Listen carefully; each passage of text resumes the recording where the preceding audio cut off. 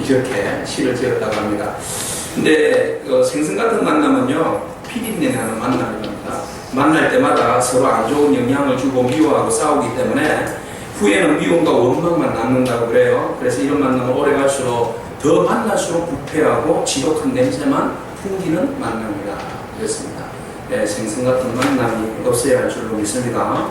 또 한 만남은 꽃과 같은 만남이에요. 꽃은 향기가 좋죠. 아름답죠. 볼 때는 너무 화려하고 이쁘고 또 향에 취해 빠지지만 얼마 못 가서 이 아름다운 강대상에 있는 꽃이 날지라도 얼마 못 가서 여러분 일주일 지나면 토요일 되면 주일날 이렇게 이쁘고 아름다운 꽃도 토요일 되면 지드러져요. 그리고 악취가 나요. 네. 이 꽃이 그렇습니다. 그래서 볼 때는 처음에는 너무 화려하고 이쁘고 향기도 나지만 결국 지들어버려서 버림을 받는다. 잠깐 좋을 뿐이지 지속적인 만남은 될 수 없는 것이 어떤 만남이요? 꽃과 같은 만남입니다. 자, 건전지 같은 만남이 있습니다. 건전지 같은 만남은 만날 때 힘이 있으니까 좋습니다. 힘있고 열심히 하고 그럴 땐 좋은데 힘이 싹 빠져버리면 세잔해지면 아낌없이 던져버리는 비열한 만남, 토사구팽 이러죠. 그래서 제가 좀 많이 이래 당하는 것을 자, 그 다음 하나가 뭔가 하면 지우개 같은 만남이에요. 지우개 같은 만남은 만나도 남는 것이 없습니다. 만날 때마다 지워지고 만날 때마다 지워지니까 만나도 남는 것이 없어요. 그래서 어떤 만남도 의미가 없는 순간 다 지워버리는 만남, 지우개 같은 만남. 투자하는 시간이 아까운 만남이죠. 그래서 생선과 같은 만남, 꽃과 같은 만남, 건전지 같은 만남, 지우개 같은 만남. 이런 만남은 겉은 처음에는 좋아 보일지 모르지만 마무리가 좋지 않아서 결코 이 만남은 별로 좋지 못한 만남이라고 할 수 있습니다. 손수건 같은 만남이 있습니다. 손수건 같은 만남은 뭘까요? 슬플 때, 눈물 날 때, 닦아주고 땀 날 때 닦아주는 만남이 바로 손수건 같은 만남이에요.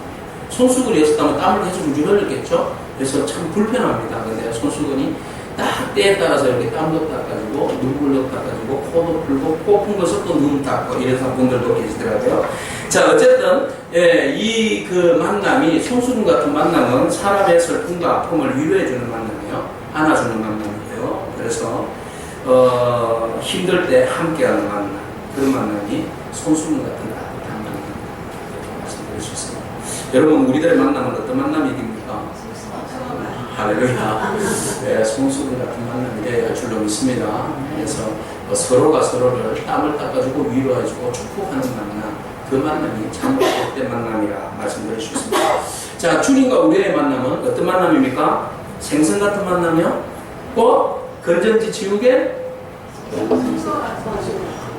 그렇습니다. 손수건 같은 만남. 주님과 우리와의 만남이 바로 이 손수건 같은 만남이 되어야 할 줄로 믿습니다. 주님을 만나서 우리가 위로를 받고 또 주님과 함께 비전을 세우고 또 우리가 주님께 제자로 헌신하며 나아가는 축복, 그것이 우리에게 있어서 가장 큰 복된 축복이고 복된 만남이고 또 손수건 같은 그런 영원한 만남인 줄로 믿습니다. 자, 오늘은 본문 말씀에 주님을 만난 사람들, 손수건 같으신 주님을 만난 제자들의 이야기입니다. 그 제자들의 이야기가 있는데 많은 제자들이 있지만 오늘 본문에서 나오는 제자 3명을 소개할까 합니다. 우리가 성경 본문을 읽을 때에 처음에 나온 인물이 있습니다. 안드레. 그 다음 만난 인물이 있습니다. 누굽니까? 빌립. 그 다음 만난 인물이 있는데 이 사람은 나다나엘입니다. 예수님의 12제자 중에 나다나엘을 묻는데 학자들이 이야기할 때에 베드로, 안드레, 야고보, 요한, 빌립과 바돌로메 있죠. 바돌로메가 아마 나다나엘이 아닌가 학자들이 그렇게 소개하고 있습니다. 그래서 이렇게 주님을 만날 때 소개하는 그룹들을 이렇게 보면 베드로가 안드레하고 연결이 되어 있죠. 그죠? 베드로가 안드레가 형제인 거 알고 계시죠? 네. 그 다음에 야고보, 요한이 형제잖아요. 알고 계시죠? 빌립과 바돌로메가 나오게 되는데 뒤에 사람들은 이제 별로 존재감이 없고요. 뒤에 가룟 유다가 나오는데 빌립이 나다나엘을 예수님께로 이끌게 되는데 그 나다나엘이 바로 누구라고요? 바돌로메일 가능성이 많다고 학자들은 그런 이야기를 합니다. 자, 그러면은 이 세 사람이 주님을 만났을 때에 그 나름대로 각 사람마다 성격들이 다 틀린데 그 성격에 따라서 주님을 만나서 어떻게 반응하고 또 주님은 어떻게 그들을 들어서 쓰시는지 오늘 정확한 시간에 이 세 사람의 이야기를 살펴보도록 하겠습니다. 먼저 주님을 첫 번째 만난 사람의 이야기입니다. 바로 안드레입니다. 안드레. 자, 안드레는 누구입니까? 한마디로 이야기하면 베드로의 형제로서 평범한 베드로를 주님께로 이끄는 사람입니다. 예. 여러분, 교회사에 있어서 가장 큰 공을 세운 사람이 있다면 누구겠습니까? 사도 베드로 아니겠습니까? 사도 베드로가 예수님의 또 수제자로서 지금 뭐 가톨릭에서는 교황이라고도 이야기하는데 첫 번째 교황은 베드로라고도 이야기합니다. 이 베드로를 주님께로 이끈 사람이 누구냐? 네, 안드레입니다. 안드레가 주님께로 베드로를 이끌지 않았더라면 베드로의 역사는 없습니다. 여러분, 큰 그릇으로 쓰임받는 베드로를 주님께로 이끈 사람은 안드레입니다. 그래서 안드레의 공이 정말 크다라고 말씀드릴 수 있습니다. 예, 우리가 살아가면서 내가 주님으로부터 어떻게 쓰임받을 것인가가 또 중요하지만 내가 그 쓰임받는 일들 중에 어떤 사람은 최고 앞에서 쓰임받는 사람이 있습니다. 또 어떤 사람은 소리 소문도 없이 존재감 없는 것처럼 보이지만 그 사람들을 앞쪽에다가 이렇게 내밀어주는 사람이 있어요. 바로 그 역할을 누가 했는가 하면 안드레입니다. 안드레가 베드로를 최고의 수제자의 자리에 오르게 하는, 가까이 갈 수 있는 기회를 첫 번째 제공하는데 바로 이 일을 담당했던 사람이 안드레라 말씀드릴 수 있습니다. 근데 이 안드레는 처음에는 누구의 제자였는가 하면 세례 요한의 제자였습니다. 여러분, 안드레가 처음에는 세례 요한의 제자였습니다. 세례 요한의 제자였고 또 세례 요한을 통하여서 보라, 저기 하나님이 세상 죄를 지고 가는 하나님의 어린 양이다라는 이야기를 소개받게 됩니다. 그 이야기를 들었을 때에 안드레가 대단한 결단을 하게 됩니다. 지금 세례 요한의 제자인데 예수님을 따라가게 되는 거예요. 예수님을 따라가서 결국은 예수님의 제자가 됩니다. 자, 여기에서 우리가 세례 요한의 인간성을 보게 되는데 여러분, 제자 뺏기면 마음이 어떨까요? 분하죠. 그래서 예수님에게 찾아가서 왜 내 제자를 뺏어갔느냐 이렇게 할 수 있습니다. 근데 세례 요한의 기사에 보면 전혀 자기 제자를 빼앗긴 부분에 대해서 예수님에게 항의를 했다, 제자들을 불러서 부지런을 했다, 이런 기사가 나오지 않습니다. 저희들이 교회에서 성경 공부를 하다 보면 부교육자들이 이렇게 이제 과목들을 이렇게 개설을 합니다. 그러면 신청을 받잖아요. 그때 되면 이제 부교육자들이 민감하기 시작해요. 어떤 분이 내 반에 들어올 거라고 생각하는데 저 반에 가신단 말이에요. 그러면 속이 상해요. 표현은 안 하죠. 아, 저 가서 열심히 배우세요. 그러지만 속으로는 이상하다. 나한테 안 올 리가 없는데 이런 마음이 있어요. 그러다가 상대적으로 숫자가 내 쪽으로 많이 몰리면 기분이 너무 좋아요. 근데 상대적으로 내 쪽에 숫자가 적으면 화가 나요. 이게 사람의 본성 아니겠어요? 그래서 예전에 있었던 교회에서는 붙은 게 아니라 이제 뭡니까? 신청을 받았는데 제가 제일 많이 등록을 받은 거예요. 근데 사실은 담임 목사님은 등록을 받지 못해서 폐강이 됐어요. 그래가지고 제가 얼마나 네, 그렇습니다. 자, 일반 그 교직이나 또 교육자들 사이에서도 이런 것들이 있어요. 내 쪽으로 많이 오면 좋고 내 사람이 저리 가면 불편해하고 내 사람도 아니면서 괜히 내 사람인 척하고 오면 좋고 하면 불편해하고 그래서 그 기간은 요일을 바꿨어요. 같은 시간대에 개강을 하면 안 되겠다. 나는 화요일날, 누구는 목요일날 뭐 이런 식으로 개강을 바꾸기도 하는데 자, 하여튼 그런 일들이 있고 나면 참 불편한 일들이 많습니다. 지금 예수님이 느닷없이 나타나셨고 세례 요한이 사람들로 하여금 한마디로 얘기하면 슈퍼스타가 되었었죠. 많은 인기몰이를 했었습니다.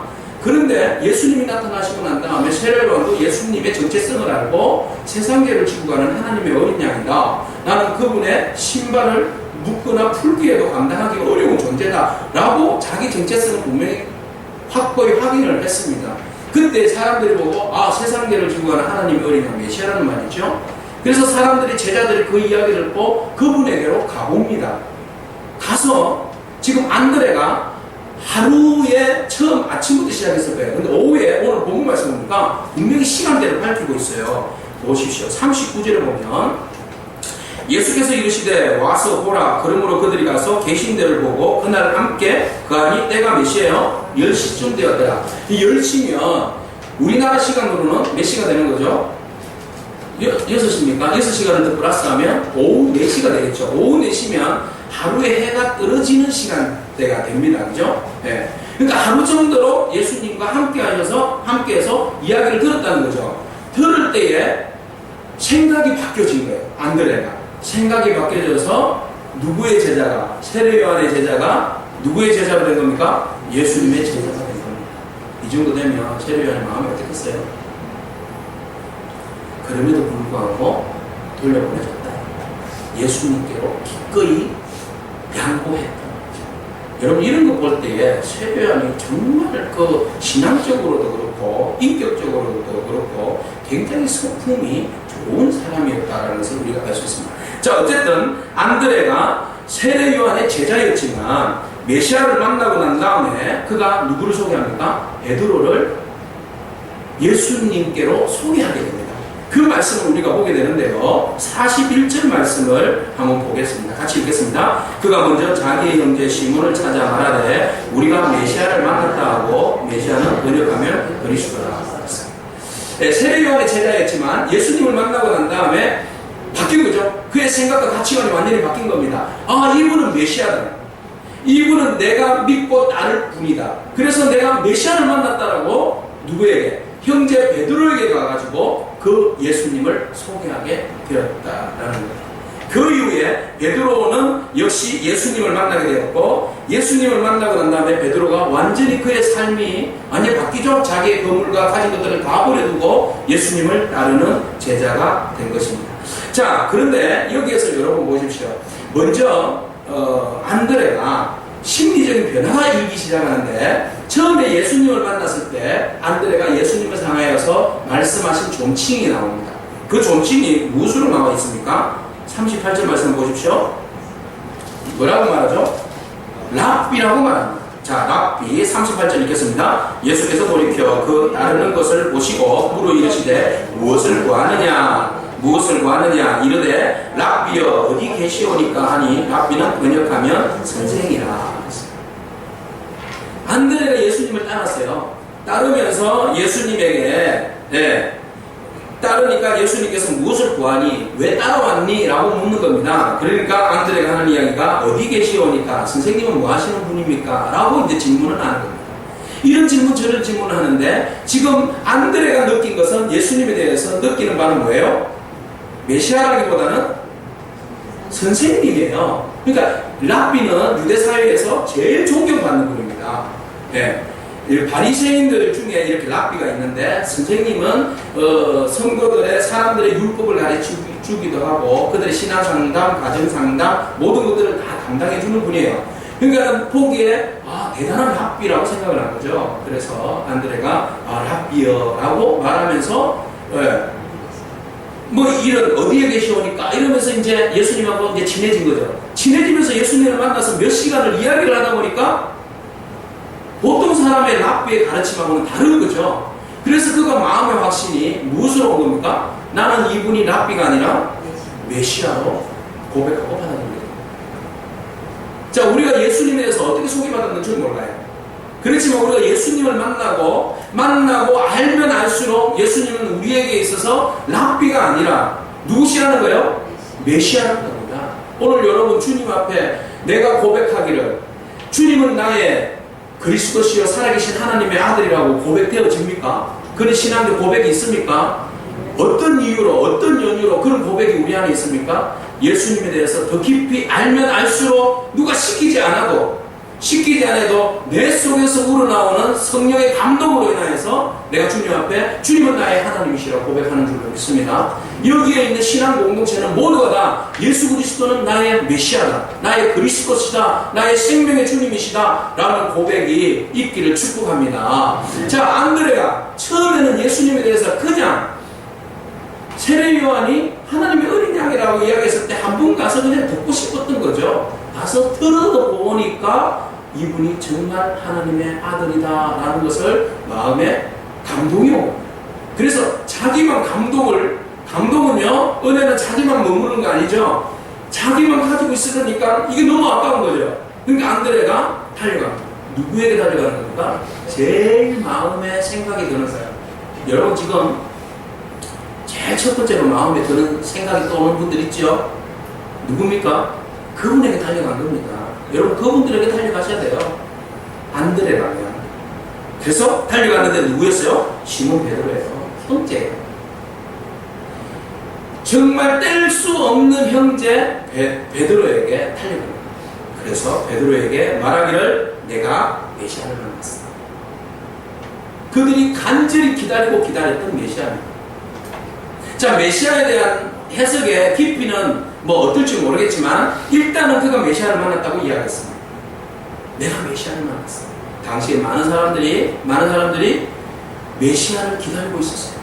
간절히 기다리고 있었는데 바로 안드레가 내가 예수님을 메시아를 만났다라고 베드로에게 소개하고 기다립니다. 오늘 우리가 만난 예수님, 나의 감동과 나의 그냥 내 안에서의 만족으로 머물지 않기를 바랍니다. 정말 우리가 그 만난 예수님을, 내가 예수님을 만났다, 내가 그리스도를 만났다, 내가 메시아를 만났다라고 당당하게 그 메시아를 소개할 수 있는, 그렇죠, 여러분에게 축복합니다. 이것이 안드레의 축복된 삶이었어요.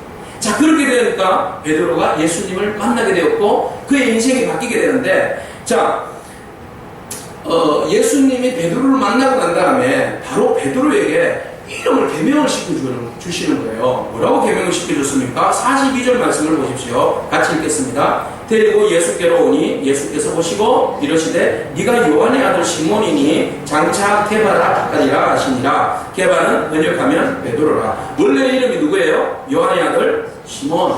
시몬인데 이름을 누구로 바꿨어요? 게바라고 바꿨어요. 게바는 뭐예요? 베드로예요. 그죠? 예, 베드로예요. 반석이죠. 이런 놀라운 축복의 이름을 주신 거예요. 근데 그것을 안드레가 보았을 때의 마음이 어땠을까요? 주님, 내가 먼저 주님께 찾아왔는데 나는 내 동생 데리고, 동생이 형인지 모르겠다. 자, 데리고 왔는데, 데리고 와서 소개를 했으면 저에게도 좀 그럴듯한 좋은 이름 하나 지어주시면 얼마나 좋아요. 그런데 시몬을 보고 뭐라고 이야기해요? 너는 시몬이나 하지 말고 케바, 베드로 해라. 베드로는 뭐예요? 반석. 예? 반석이라고 이름을 지어주니까 나에게도 좀 그런 이름 하나 지으면 좋을 텐데라는 그런 마음 안 생기겠습니까? 예? 이것은 애정의 표현인데요. 관심의 표현 아니겠습니까? 그런데 지금 안드레는 관심의 표현을 못 받고 있어요. 자, 지금 안드레가 처음 예수님을 만나고 기쁨의 감동과 은혜가 넘치고 베드로를 데리고 와서 주님께 소개를 했지만 이제 주님의 관심이 안드레보다는 누구에게 관심이 가는 거예요? 베드로에게 관심이 가는 것처럼 보인단 말이죠. 자, 이 정도 되면 안드레의 마음이 또 어떨까요? 괜히 데리고 왔나? 내가 그 사람을 독차지할 걸? 이런 마음이 안 생기겠습니까? 똑같은 상황이에요. 지금 세례 요한이 가졌던 갈등 구조와 안드레가 지금 예수님을 만나고 난 다음에 가지는 갈등 구조는 지금 상황은 다르지만 비슷한 심리적 고통과 마음의 괴로움을 안고 있다는 거죠. 그러면은 당당하게 예수님 왜 이러십니까? 나한테는 이름 하나 지어주시고 항의할 수 있어요. 그런데 성경은 항의했다 말은 없습니다. 말은 없고 조용히 그 이후로부터 안드레에 대한 행적을 소개하고 있는데 별로 많이 사복음서예요. 다 뒤져도요. 안드레에 대한 소개를 별로 몇 번 나오지 않습니다. 베드로에 대한 이야기는 너무나 많은 이야기가 나오는데 여러분 다 뒤져봐도 안드레에 대한 이야기는요. 뭐 한 8번 뭐 그 정도밖에 안드레에 대한 이야기가 소개가 그 정도밖에 나오지 않습니다. 그렇지만 안드레는 서운해하지 않고 그가 서 있는 곳에서 중심에서 최대한으로 자기가 할 수 있는 주님의 나라에 최대한으로 자기가 할 수 있는 거룩한 일들을 행하게 되는데 첫 번째는 바로 뭐예요? 자기의 동생을 주님께로 이끌었던 일이죠. 두 번째는 뭡니까? 그가 드러나지는 않지만 여러분 오병이어의 기적에서 그 많은 사람들이 굶주리고 있을 때에 한 아이를 주님께 데리고 온 사람이 누구였습니까? 안드레였습니다. 안드레. 그런 거 보면 안드레는 앞에서 드러나지는 않습니다. 앞에서 뭔 일을 하겠다라고 드러내지는 않습니다. 막 내가 앞서서 뭔 일을 한다 하지는 않습니다. 그러나 조용히 사람을 예수님께로 데리고 가는 역할을 하는 사람이 안드레의 사역입니다. 내가 주님 앞에서 주님 저 이거 하겠습니다 하고 막 베드로처럼 좀 설치고 그런 스타일은 아닙니다. 막 앞에 막 물불 안 가리고 나와서 막 일하겠다고 막 작정하고 그런 스타일은 아닙니다. 존재감이 사람들에게는 별로 없는 것처럼 보이기도 합니다. 그러나 그는 아주 중요한 일들, 큰 일들을 그가 뒤에서 조용히 사람들을 주님께로 이끌고 쓰임받게 하는 사람이 안드레. 오늘 그 안드레의 사역의 축복이 우리 가운데 있기를 축복합니다. 그가 중심이 이제 무엇에서 바뀌었어요? 자기 중심에서 주님 중심으로 바뀌었잖아요. 랍비라고 불렀을 때는 자기 중심에서 주님을 보고 해석한 겁니다. 그러나 그것이 주님을 만나고 난 다음에 베드로에게 소개할 때는 뭐라고요? 메시아를 만났다고 그랬으니까 이제 자기의 중심에서 해석과 모든 것들이 주님 중심으로 바뀌어버린 거죠. 그게 인생인 거예요. 내 중심이면 내가 서운할 수도 있고 내가 모든 일을 하려고 할 수도 있습니다. 앞에 드러내기를 좋아할 수도 있습니다. 그러나 내 삶이 주님 중심으로 바뀌어버리면 나는 드러나지 않아도 주님이 드러나면 되고 다른 사람을 통하여서 주의 거룩한 일이 드러나면 되지, 나는 위로의 마음이 생기고 오히려 그것이 나에게 있어서 큰 사역으로 받아들일 수 있다는 겁니다. 안드레의 우수성과 안드레의 존경받을 만한 그 신앙의 성품이 여기에 있다. 그래서 안드레는 예수님에게 자기 중심에서 예수님 중심으로 바뀌면서 드러나지 않아도 묵묵히 주의 일들을 감당하는 그런 사람으로 드러나는 거죠. 조용한 성품의 사람입니다. 조용한 성품의 사람들이 사실은 일을 냈죠. 그죠? 앞에서 막 뭐 일하는 같은 사람들이 사실은 일은 적어요. 그러나 일을 하는 둥 마는 둥 있는지 없는지 모르는 사람들이 가만히 보면 뒤에서 일을 다 하고 계십니다.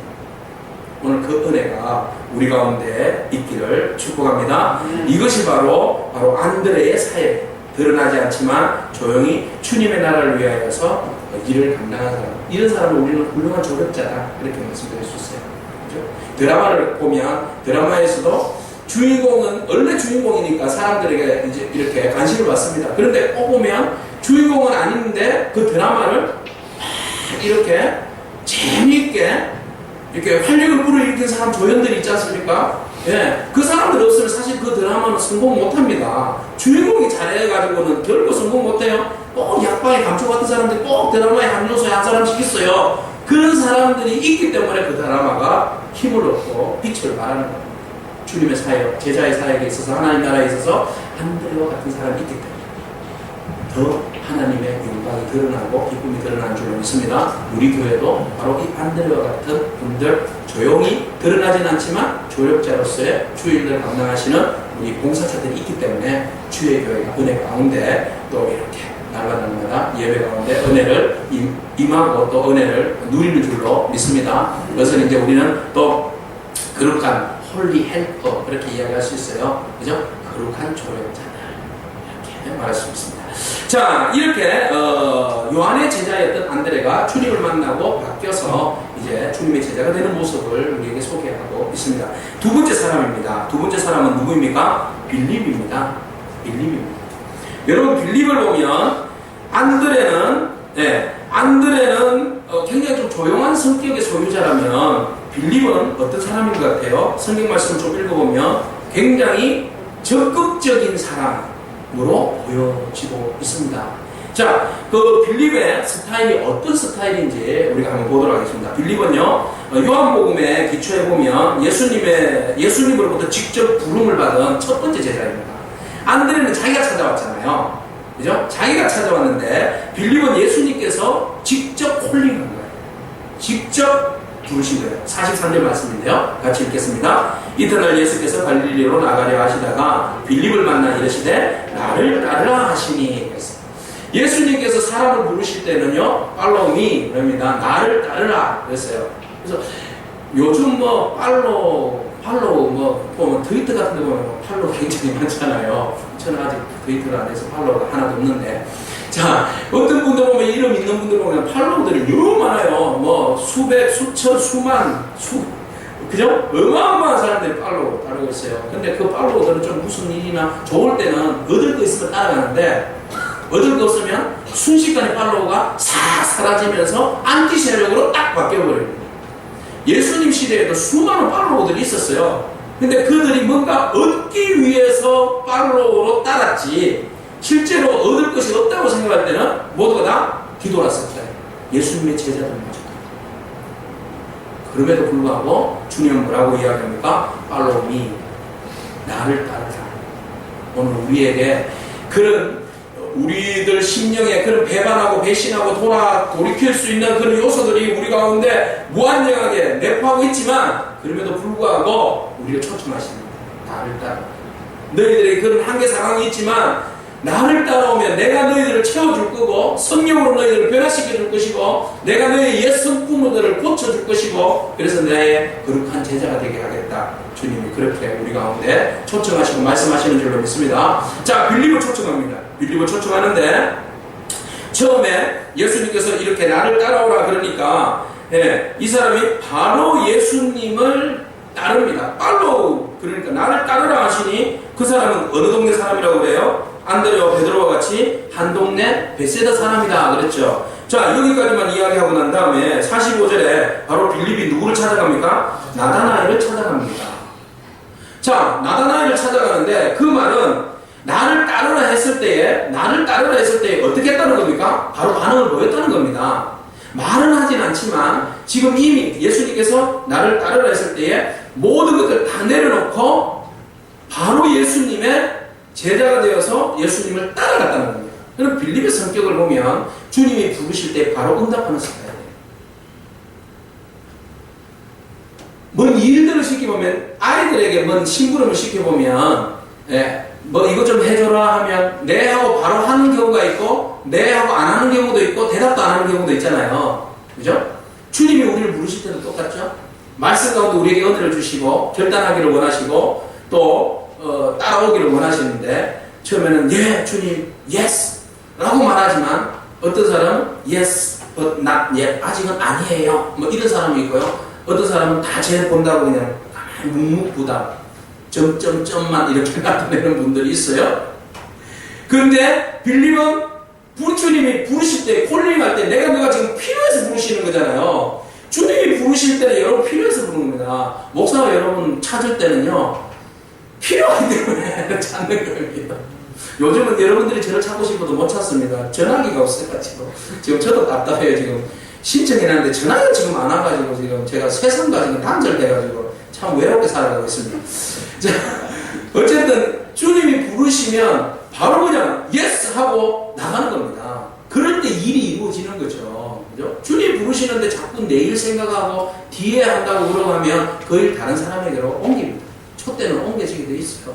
그래서 여러분 강단에서 목사나 또 성경 말씀을 읽으면서 주님께서 이거 하자 강단에서 이거 하자 그렇게 하시면 여러분 예스 하고 가는 사람, 응답 받는 사람들이, 응답에 응하는 사람들이 복된 줄로 믿습니다. 이게 은혜입니다. 그래서 빌립은요, 예수님 부르실 때 바로 예스 했어요. 예스 했을 뿐만 아니라 적극적으로 자기가 예수님을 믿는 것을 또 소개합니다. 여러분 지금 안드레도 그렇고 빌립도 그렇고 공통점들이 있어요. 성격은 다르지만 공통점이 있어요. 예수를 만난 이후에 어떤 변화입니까? 바로 그 예수님을 다른 사람에게도 전하는 겁니다. 전하는 겁니다. 이런 은혜가 두 사람에게 있는 거예요. 그래서 이 사람은 지금 바로 누구에게 갑니까? 나다나엘에게 갑니다. 나다나엘. 맞습니까? 나다나엘에게 갔어요. 나다나엘에게 갔는데 45절에 보십시오. 빌립이 자기가 만난 예수님을 경험하고 난 다음에 나다나엘에게 소개를 합니다. 같이 읽겠습니다. 빌립이 나다나엘을 찾아 이르되 모세가 율법에 기록하였고 여러 선지자가 기록한 그 일을 우리가 만났으니 요셉의 아들 나사렛 예수니라. 아주 당당하게 내가 예수를 만났는데 그 사람은 누구예요? 요셉의 아들인데 이미 선지자와 율법을 통하여서 우리에게 나타내 주시기로 하신 바로 그분이다 라고, 메시아다라고 당당하게 지금 이야기를 하십니다. 예수님을 만났고 적극적으로 따랐고 그리고 나서 당당하고 적극적으로 복음을 전하는 사람으로 바뀐 거죠. 빌립이 이렇게 바뀐 겁니다. 그러니까 복음을 받아들이면 복음 안에 있으면 사람이 바뀌게 되어 있어요. 그런데도 불구하고 우리가 아직도 바뀌어지지 않는다면 우리 안에 문제가 있는 거예요. 주님의 부르심에 문제가 있든지 아니면 요동하지 않는 내가 문제가 있든지 주님은 자꾸 우리에게 은혜 주시고 또 은혜를 입어서 복음을 전하라는데 자꾸 나는 입을 막아요. 입을 막아요. 예, 제가 목요일 금요일이군요. 금요일 날 빵이 나와서 빵을 한 자루 들고 저기 노인정에 찾아갔잖아요. 찾아가니까 때마침 점심시간이었어요. 그래서 빵하고 라면하고 이렇게 드리면서 맛있게 드십시오 하고 인사를 드리니까 아이고 밥 드시라고 그때 때마침 점심시간이니까 밥을 막 차려주시는데 있는 반찬 없는 반찬을 막 저한테 막 산더미같이 이렇게 싸주시는 거예요. 그래서 너무 고마워서 감사합니다 하고는 이제 밥을 먹는데 제 옆에 이영도 할머니가 앉아 계신 거예요. 그러니까 일부러 옆 사람 저리 가라고 그러고 저보고 옆에 앉으라고 딱 그러시는 거예요. 아유 그래도 아는 얼굴이라고 저를 또 이렇게 반겨주시니까 너무 감사했어요. 그리고 옆에 앉아서 이제 밥을 먹는데 그 어르신이 목사님 이것도 드셔보라고 이거 맛있다고 그러면서 자꾸 반찬을 막 또 이것도 주시고 저것도 주시고 뭐 그러시는 거예요. 그래서 아유 너무 감사하고 너무 은혜롭고 그래서 이제 감사했는데 저희가 그분이 교회 한번 왔다가 다리가 아파가지고 영 빠빠이 하시는 줄 알았어요. 그죠? 영 안 오실 거라고 또 그런 마음도 사실은 들었고 몇 번 우리가 전화도 하고 또 권사님께서 된장찌개도 갖다 드리고 했는데 또 갈 때마다 또 공교롭게 못 만나고 또 자꾸 피하시는 것 같은 이런 느낌도 있고 했었어요. 자, 그러는 가운데 어떡하나 하고 그래도 우리가 믿음 안에서 뿌리 씨앗이니까 걷어야 되지 이런 마음으로 계속 기도하면서 이제 접근하고 있는데 그분이 그 노인정에서 저를 다른 사람들보다 그래도 아는 얼굴이라고 저를 너무 반겨주시는 거예요. 반겨주시고 그분이 또 예수님을 영접하게 되었잖아요. 예수님을 또 영접하시고 그런 가운데도 있으면 이제 다리가 불편해서 못 올라오시는 그분인데 그러면서 그곳에서 제가 이제 식사를 하면서 이런 이야기 저런 이야기 하는데 목사님 저하고는 이제 이야기하지 말고 이야기 됐으니까 저분들 전도하세요. 할렐루야. 사람이 바뀝니다. 할렐루야. 바뀌는 줄로 믿습니다. 그분들 앞에서 예수 믿는 거 드러내기도 부끄러워하던 분이 거기서 저보고 저분들 다 전도하라고. 은혜가 임하니까 그렇게 바뀝니다. 우리가요 더 적극적으로, 그죠? 그래서 제가 그랬어요. 우리 장모님 옆에 계시는데 주일날 모시고 오겠습니다. 그러니까 미안해서 안 되겠다고, 안 된다고. 네, 일단 따라오면 의논해서 오겠다고 이제 그런 말씀을 하셨어요. 자, 어쨌든 보면서 그분을 바라보면서 설교 준비를 하면서 야 빌립과 같은 분 같다. 예? 반응이 바로 즉각적으로 오는구나. 반응이 즉각적으로 오는구나 라는 걸 느꼈습니다. 자, 빌립이 그렇게 적극적으로 반응을 해서 친구에게 다가갔습니다. 나다나엘에게 갔어요. 나다나엘에 가서 야 우리가 율법에 보았던 그분 선지자를 통해서 들었던 그분을 내가 만났는데 너도 한번 만나보지 않을래? 그분 말이야 나사렛 예수야 요셉의 아들이지. 그러니까 결점하는 이야기 나다나엘이 뭐라고 이야기합니까? 핀잔을 줍니다. 핀잔을 줍니다. 예를 들어서 이런 거예요. 뭐라고 이야기했는가 하면 46절 말씀을 읽겠습니다. 나다나엘이 이르되 나사렛에서 무슨 선한 것이 날 수 있느냐. 나사렛에서 무슨 선한 것이 날 수 있느냐. 그 말씀은 신림동 봉천에서 무슨 선한 것이 나겠냐 이거예요. 서울. 예? 서울 신림동 봉천에서 뭔 선한 것이 나겠냐. 선한 것이 났잖아요. 예. 신림동 봉천에서는 선한 것이 날 수 없다는 거예요. 상도동에서는 선한 것이 날 수 없다 이거예요. 선한 것이 나려면 송파구에서는 나지. 예? 잠실 송파에서나 나는 서초구에서나 이렇게 강남에서나 나는 것이지 어디서 총골짜기에서 뭐 선한 것이 나겠냐. 지금 나다나엘이 빌립을 보고 하는 이야기가 무슨 저 나사렛은 여러분 동네도 쳐주지도 않습니다. 나사렛은 완전히 깡촌이에요. 촌 중에 깡촌입니다. 그래서 그곳에서는 심지어는 선지자들도 아무도 안 나왔어요. 그러니까 나다나엘이 말 맞는 거죠. 다른 지역에서는 선지자들도 나오고 하나님의 사람들도 나오고 하는데 이 나사렛 동네에서는 권위 있는 사람들이 한 명도 나온 적이 없습니다. 그러니까 나사렛에서 무슨 선한 것이 나오겠냐고, 말도 안 되는 소리 하지 말라고 그렇게 나다나엘이 핀잔입니다. 그 정도 핀잔 주면 빌립이 아이씨 괜히 이야기했네 이럴 수 있어요. 그래서 뒤돌아 설 수 있습니다. 그런데 보십시오. 그럼에도 불구하고 빌립이 뭐라고 이야기합니까? 빌립이 46절 끝절 읽겠습니다. 빌립이 이르되 와서 보라 하니라 그랬어요. 적극적, 그죠? 회의에 빠질 수도 있어요. 예, 사람들이 회의적인 반응인데도 불구하고 끝까지 와보라고 적극적으로 뭐요? 초청하더라 그랬습니다. 여러분, 이런 빌립의 마음이 우리 가운데 있어야 할 줄로 믿습니다. 안드레와 같이 그냥 조용히, 예? 헬퍼 형태의 복음 전도자도 필요하지만 적극적으로 빌립과 같이 적극적으로 이야기할 수 있는 그런 능력도 우리 가운데 있어야 할 줄로 믿습니다. 이제 우리가 전도할 때가 아닙니까? 이제 좀 적극적으로 좀 대시할 그런 마음도 우리에게 필요한 거죠. 그래서 이 빌립은요, 나다나엘을 만나고 난 다음에 괜히 핀잔 받아서 부끄럽다 할 수도 있었지만 그에게 계속 끊임없이 이야기합니다. 그 이야기를 할 때에 나다나엘 반응이 어떻겠습니까? 못 이긴 척 하면서 친구 때문에 억지로 끌려갑니다. 47절 읽겠습니다. 예수께서 나다나엘이 자기에게 오는 것을 보시고 그랬어요. 여기까지 봤잖아요. 그죠? 보니까 나다나엘이 빌립에서 끌려오더라 했어요. 예. 빌립의 은혜가 있기를 축복합니다. 빌립의 사명이 있기를 축복합니다. 근데 저는 그러지 못했어요. 어제 설교 준비를 하면서 또 도장이 토요일인데도 막 시끄럽더라고요. 그래서 왜 이렇게 시끄럽나 하고 뚝 나와보니까 아이들하고 아주머니들하고 한 20명이 막 이렇게 학부형들하고 서 있는 거예요. 그래서 좀 뭐 하고 있나 그러면서 저분들한테 참 우리 이거 전도하는데 이거 오라고 주면 참 좋겠다. 이렇게 모아놨는데 좋지. 이거는 주면서 내가 소개를 해야 되겠다. 그런데 용기가 잘 안 생겼어요. 그 도장에 선생님이 뭔 이야기를 하고 뭐 이래서 또 방해하는 것 같고 이래가지고 그래도 좀 눈치를 보고 있다 그러면 잠깐 화장실 갔다 와서 내가 다시 마음을 가지고 다시 제시를 해야지. 그리고 또 왔는데 그래 그러면 전도지라도 내가 가지고 와야지 하고 교육자실로 쫓아 들어가서 내가 막 이거 챙겨서 딱 나가면 다 내려가고 없더라. 그래가지고 주님 죄송해요. 조금 미직미직 그러니까 다가고 없네요. 세상은 이렇게 기다려주지 않는데. 그죠? 그래서 가슴을 쳤어요. 이 좋은 기회인데, 예? 때로 모아놓고 이거 전해줄 수 있는 좋은 기회인데, 오는 건 둘째치고, 일단은 전해줄 수 있는 좋은 기회인데 내가 이 때를 놓쳤구나. 생각날 때, 마음에 감동이 있을 때, 뭐든지 바로 해야 되겠다.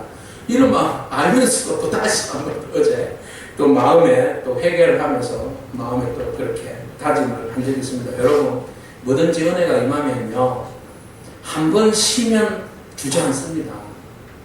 다시 한 번 더 생각해보고 해야지. 그러면 주저앉게 돼 있어요.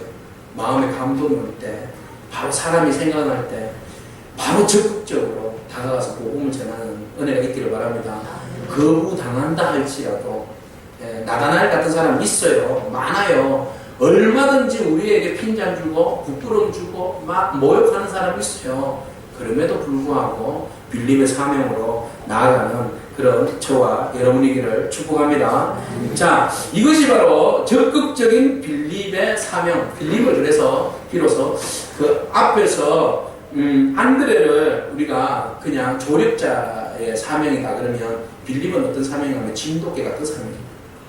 그죠? 진돗개는 한 번 물면 안 놔주잖아요. 그죠? 그래서 빌립은요, 나다나엘을 한 물어가지고 안 놔줬잖아요. 끝을 보면 이 끌거려가지고. 주님께 끌고 온 사람이 빌립입니다. 끌려왔어요. 자, 나다나엘은 어떤 사람입니까? 빌립이 전도를 받을 때 굉장히 자기 주관이 뚜렷한 사람이에요. 그죠? 자기 주관이 굉장히 뚜렷한 사람이 나다나엘입니다.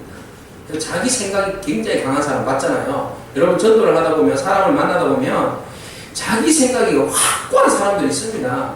바늘도 안 들어가요. 틈이 없어요. 자기 생각이 얼마나 논리 정연한지 이야기를 하면 말이 안 통해요. 말을 할 수가 없어요. 자기 생각이 너무 뚜렷해서. 그리고 이야기하면 나 성경 많이 읽어봤다고 막, 옛날에 교회 다 다녔다고 막. 이런 식으로 이야기하면서 성경도 얼마나 줄줄 잘 깨고 있는지, 그 똑똑인데 사실은 얼마나 많은 것을 알고 있는지 모릅니다. 나다나엘이 지금 그래요. 많이 알고 있고요. 자기의 생각이 뚜렷한 사람입니다. 자, 그 사람이 어쩔 수 없이 진돗개 빌립에 의해 가지고 끌려왔어요, 주님께로. 끌려왔는데, 보세요. 끌려오자마자 한 방에 무너집니다. 왜 한 방에 무너져요? 주님께서 딱 보시고 난 다음에 그의 마음을 아신 거잖아요. 그리고 난 다음에 이런 말씀을 던집니다. 47절 말씀 읽겠습니다. 예수께서 나다나엘이 자기에게 오는 것을 보시고 그를 가리켜 이르시되 보라, 이는 참으로 이스라엘 사람이라. 그 속에 간사한 것이 없도다. 한 방에 뻑 가버렸습니다. 보더니 주님이 이봐라, 진짜야, 이 사람이 진짜다. 이봐라, 이 사람 진짜다. 이렇게 이야기해 주니까 뭐 진짜라고? 이스라엘 중에서는 이런 사람 없다라는 거죠. 예? 저 속에 얼마나 사람이 성품이 좋은지 간사한 것이 하나도 없는 이스라엘, 오리지널 이스라엘 사람입니다. 딱 잃어버리니까 이 사람이 괜히 마음이 이렇게 우쭐우쭐 되는 거죠. 나를 제대로 알아봐 주네, 이래 됩니다. 다른 사람들은 나를 못 알아봐 주는데 이 사람이 누군지는 모르겠지만 나를 제대로 알아봐 주네. 신림도 공천에 선한 것이 나네. 예? 선한 것이 있구나. 그러면서 예수님께서 나다나엘을 딱 보시면서 또 한 번 더 촌철살인이라고 그러죠, 이런 걸. 아예 막 이 사람을 그냥 확 눌러버립니다. 예수님 권위적인 말씀을 가지고 지혜의 말씀. 뭐라고? 예수님께서 이 사람을 딱 간파한 거죠. 이 사람의 속 마음을 알고 계시는 거죠. 그래서 한 방 더 날리는데 그 말씀이 48절이에요. 같이 읽겠습니다. 나다나엘이 이르되 어떻게 나를 아시나이까? 예수께서 대답하여 이르시되 빌립이 너를 부르기 전에 네가 무화과 나무의 아래에 있을 때에 보았노라 그랬어요. 무화과 나무 아래에 너 앉아있는 거 내가 봤다 그랬어요. 아니 나는 지금 당신을 모르고 나는 지금 처음 당신을 보러 왔는데 내가 무화과 나무에 앉았는 거 어떻게 알았어요? 사실은요, 이 사람이 무화과 나무에 자주 앉아있거든요. 여러분, 지난번에 우리 주일날 오후에마다 그 공부하잖아요. 무화과 나무 이야기할 때에 나다나엘 제가 말씀드렸습니다. 그죠? 이스라엘 사람들은요, 회당에 모여서 율법을 공부하고 배우고 합니다. 근데 회당이나 이런 것들이 사정이 좋지 못할 경우에는 어디에 간다고 그랬어요? 무화과 나무 아래에서 성경을 암송하고 묵상하고 또 그것을 토론하고 깊이 그 은혜를 구하는 그런 행위를 한다고 했어요. 그러니까 나다나엘은 구도자예요, 구도자. 한마디로 이야기하면 자기 주관도 세지만 정체성도 많지만 자기가 어떻게 하면 영생을 얻을까, 어떻게 하면 하나님의 뜻에 따라서 올바르게 살 수 있을까, 그죠? 그 메시아는 언제 오실까, 뭐 이런 것들에 대한 오래전에 주님께서 우리에게 주신 율법과 선지자의 말씀들 지금 소개하고 있었잖아요. 빌립이 소개했잖아요. 우리가 들은 율법과 선지자의 말씀대로 임하실 그분이 바로 예수다라고 이야기했잖아요. 근데 그에 대해서 지금 고민한 사람이에요. 철저하게 고민하면서 머리를 이렇게 맞대고 그 무화과 나무 아래에서 항상 그 마음을 기도하는 마음으로 묵상하면서 하나님의 때를 기다리는 사람. 겉으로 보기에는 거칠어 보여요. 똑똑하고 남들 보기에는 교만하고 자만하고 자신만만하게 보이는 사람이에요. 그러나 그 속마음으로는 어떤 사람이에요? 진정한 도를 구하는 사람. 그죠? 도를 아십니까가 아니라 도를 참 진리를 구하는 사람이 나다나엘이었어요. 주님이 그 마음을 보신 거죠. 누구도 그의 진심을 이야기해주고 끄집어내지 못했지만 주님은 그가 참 이스라엘 사람이라고 그러고 참 너가 진정한 진리를 구하는 사람이다. 무화과 나무에 앉았다는 말은 네가 진리를 구하는 사람이다. 참 구도자다. 라는 말의 다른 표현이었어요. 그 이야기를 들으니까 나다나엘이 이제는 완전 그냥 넉다운 돼버린 거죠. 네? 안드레가 예수님을 만나서 변화된 것처럼, 빌립이 예수님을 만나서 변화된 것처럼 나다나엘이 예수님을 만나서 두 마디 던졌는데 나다나엘이 그냥 넘어가 버렸어요.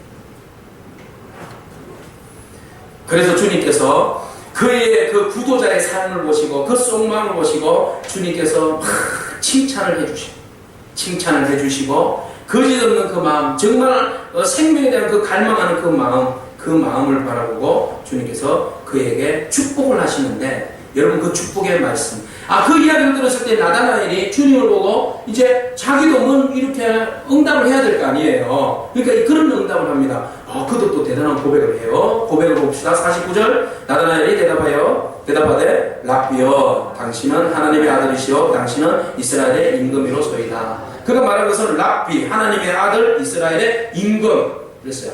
완전히 그냥 성령 받아서 그 회복된 이후에 고백하는 고백하고는 조금 차이가 있어요. 지금 자기가 느낀 바 당신은 랍비 하나님의 아들 임금 다 서로 다른 표현이잖아요. 그죠? 그렇지만 자기 나름대로 막 생각나는 대로 지금 막 얼떨결에 그냥 당신은 랍비요 하나님의 아들이요 임금입니다 라고 막 얼떨결에 자기도 모르게 그냥 막 이렇게 뽑은 겁니다. 자기도 나름대로 막 그냥 고백하겠다고 그것만 해도 큰 성과잖아요. 앞에 지가 뭐라고 지랄한다. 그가 뭐라고 이야기했던 사람입니까? 신림동에서 무슨 선한 것이 나겠냐고 이야기했던 사람이에요. 그죠? 절대로 선한 것이 날 수 없다라고 말한 사람이에요. 근데 그가 예수님을 만나고 난 다음에 바로 그의 고백이 달라졌잖아요. 선한 것이 낫다. 랍비다. 이분은 하나님의 아들이다. 네? 우리들의 임금이다. 이스라엘 임금이다. 여러분 오늘 우리가 영혼에 대한 구도자의 삶 정말 갈급함이 우리가 믿기를 축복합니다. 그래서 주님 만나고 우리 나름대로 또 이런 고백들이 있어야 할 줄로 믿습니다. 그때 주님이 정말 진짜 오리지널 축복을 한마디 해주시는데 그 축복이 뭔가 하면 네가 앞으로 더 큰 일을 보게 될 것이라 했어요. 지금 본 것은 내가 너의 마음을 좀 이렇게 읽어내고 네가 어떤 사람인가 알고 내가 칭찬해 준 거 이거 가지고 감동하는데 앞으로는 내가 너에게 더 큰 일을 보게 할 거다. 그 말씀 한번 읽겠습니다. 50절 예수께서 대답하여 이르시되 내가 너를 무화과 나무 아래에서 보았다 함으로 믿느냐 이보다 더 큰 일을 보리라. 아멘. 더 큰 일이 뭡니까? 앞으로 주님의 제자가 되어서 역사하시는 일들이죠. 사역하시는 일들 또 주님이 십자가에 못 박혀서 죽으시고 부활하시고 건넌 가운데 제자들에게 성령을 부어주셔서 하나님 나라가 이 땅 가운데 이루어지고 하늘이 열려져서 성령이 부어지고 땅끝까지 복음이 전파되는 놀라운 역사들을 네가 보게 될 것이다. 오늘 우리가 예배를 통해서 주님을 만나고 주님을 만난 그 감동이 그 감동으로 머무는 것이 아니라 더 큰 은혜 더 부흥의 역사 주님으로부터 쓰임받아서 나중에 주님 오시는 재림하는 그날에 우리가 거룩한 신부의 옷을 입고 주님 앞에 나아가는 그 놀라운 구원의 역사 큰 은혜를 우리가 보게 될 줄로 믿습니다. 이것이 우리의 희망이에요. 주님은 바로 거기까지 미래까지 말씀해 주셨어요. 미래까지 앞으로 네가 어떤 영광을 보게 될 것인지 그 큰 일은 영광이잖아요. 어떤 영광을 보게 될 것인지 지금 말씀하고 있는 겁니다. 오늘 나다나엘에게 선포하신 그 주님의 그 약속이 우리의 영광으로 또 우리의 약속으로 임할 줄로 믿습니다. 자, 주님께서 51절 결론으로 이렇게 말씀하십니다. 두 번 반복은요 굉장히 중요하다는 말이에요. 자, 정신 바짝 차리시고 읽겠습니다. 51절 또 이러시네 진실로 진실로 너희에게 이르노니 하늘이 열리고 하나님의 사자들이 인자 위에 오르락내리락 하는 것을 보리라 하십니다. 아멘. 하늘이 열리는 것을 보게 될 것이다. 마지막 때를 볼 것이에요. 주의 영광이 임하는 것을 보게 될 것이다. 야곱이 보았던 그 베델의 축복, 그죠? 이 놀라운 은혜의 축복을 누가 볼 것이다? 나다나엘이 볼 것이다. 누가 볼 것이다? 내가 볼 것이다. 누가 볼 것이다? 내가 볼 것이다. 따라하시죠. 누가 볼 것이다? 내가 볼 것이다. 다섯 치고 누가 볼 것이다? 내가 볼 것이다. 옆 사람에게 누가 볼 것이다? 네가 볼 것이다. 누가 볼 것이다? 내가 볼 것이다. 누가 볼 것이다? 네가. 그 은혜를 우리가 보게 되는 놀라운 축복이 임할 줄로 믿습니다. 승리하십시오. 아멘. 기도하겠습니다. 우리가 요한 같은 성품의 소유자가 되기를 원합니다. 또 경쟁이 아니라 협력하여서 선을 이루게 해달라고 기도했으면 좋겠습니다. 사람의 씨앗을 뿌린 그 안드레처럼 드러나지 않아도 조용히 주의 일을 이루어드리는 그런 제자가 되기를 기도하시면 좋겠고요. 주저함 없이 그리낌 없이 적극적으로 복음과 주의 일에 반응한 밀릴과 같은 믿음, 또 잘못된 편견을 버리고 또 우리에게도 큰 일을 또 보게 되리라 하시는 그 주님의 말씀처럼 믿음으로 순종함으로 큰 일을 보는 역사가 우리가 있게 달라고 우리 합심해서 기도하겠습니다. 같이 기도합시다. 주님 감사합니다.